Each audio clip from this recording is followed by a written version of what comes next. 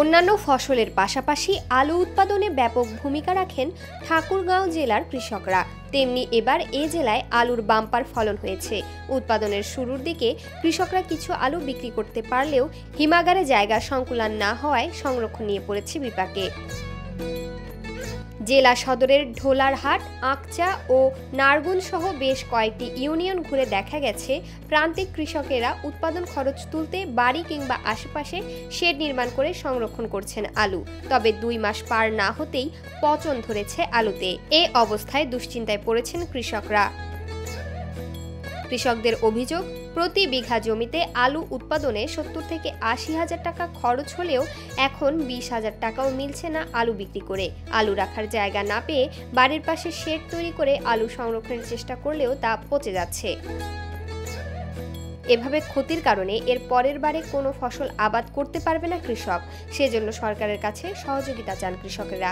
আলু এইবার পর্যাপ্ত আবাদ হওয়ার কারণে আলু কোল্ড স্টোরে আমরা রাখতে পারিনি। অনেক আলু সেই জন্য বাসায় নিয়ে আসা হয়েছে, বাসায় রাখে দিচ্ছি। বাসায় রাখে দেওয়ার পরে পাটি পাই না। আলুর পাটি না থাকার কারণে আলু আমাদের অনেক নষ্ট হয়ে যাচ্ছে, পচে যাচ্ছে। আলু ঋণ টিন করে পয়সি অনেকগুলা 35 বিঘা মাটি। এখন আলুর দাম নাই, কিস্তি তো প্রত্যেক দিনে সপ্তাহে সপ্তাহে কিস্তি।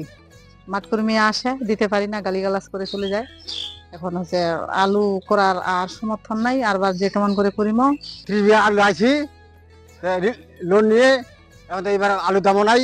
আলু এবার ওই কিছু আলু, অনেক আলু পচে যাচ্ছে, ফেলা দিচ্ছি। এবার আমাদের বিরাট ক্ষতি আর কি। এখন আগামীতে সরকার যেন আমাদের একটু দিকে আলু চাহিদার প্রতি লক্ষ্য রাখে। ঠাকুরগাঁও সদর উপজেলার ঢোলারহাট ইউনিয়নের চেয়ারম্যান অখিল চন্দ্র রায় আলুর সংরক্ষণের গুরুত্বে জোর দিয়ে কথা বলেন। অনেকে যারা ছোটখাটো কৃষক তারা আলু খেতে বিক্রি করছেন, আর যারা বড় কৃষক তারা আলু বাড়িতে মজুত করে রেখেছেন। আশা করছিল যে হয়তো দাম বাড়বে, কিন্তু দেখা যাচ্ছে এখন আলুর দাম কমতেছে এবং আলুর পচন শুরু হয়ে গেছে পর্যাপ্ত তাপের কারণে মনে হয়।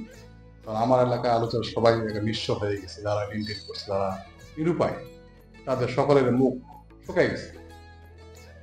আমি অনুরোধ করব কৃষি অফিসার আমাদের সরকারকে যে কৃষি প্রণোদনা দিয়ে বা তাদেরকে কোনো সুযোগ দিয়ে যদি উপকারে আসা যায়, এবং আমি জোর দাবি জানাচ্ছি এই কৃষকদের জন্য কিছু করার জন্য। কৃষি বিভাগের তথ্য বলছে এবার 8.5 লাখ মেট্রিক টন আলু উৎপাদন হয়েছে, আর জেলার 17টি হিমাগারে ধারণ ক্ষমতা প্রায় 1.5 লাখ মেট্রিক টন আলুর।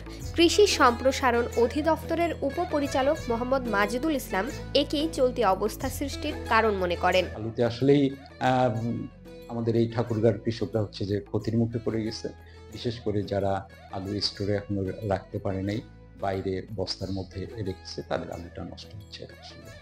আর সবার জন্যই আসলে আমরা যে কথাগুলো বলি সেই কথাগুলো আসলে অনুসরণ করা উচিত বা একটু মেনে চলা উচিত, যে একটা ফসল এত বেশি না করে অন্য অন্য ফসলের দিকেও কৃষককে একটু মনোযোগী হতে হবে।